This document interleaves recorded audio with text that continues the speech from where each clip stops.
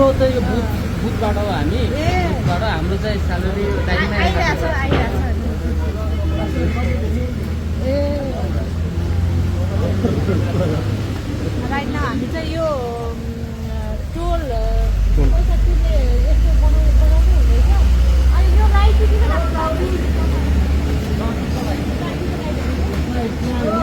पैसा तिर्यो भने त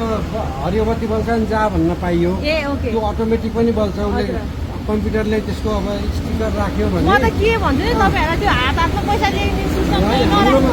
के आउँछ भने अब सधैँ हिँड्ने मोटरलाई चाहिँ हामीले स्टिकर लगाऊ भनेर भन्छौँ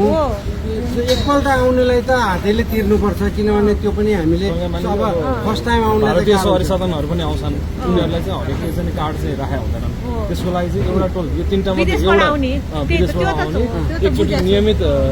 प्रयोग नगर्नेलाई चाहिँ एउटा टोल प्लाजा चाहिँ पैसा लिनेवाला हुन्छ अरू दुईटा चाहिँ अटोमेटिक नियमितलाई चाहिँ अटोमेटिक कार्ड नै हुन्छ वर्षमा एकचोटि 2 वर्षमा एकचोटि आउनेलाई त कसरी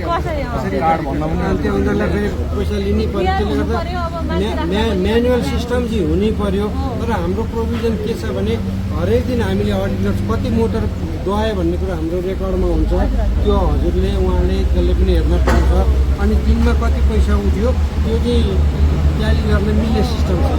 होइन अब सकेसम्म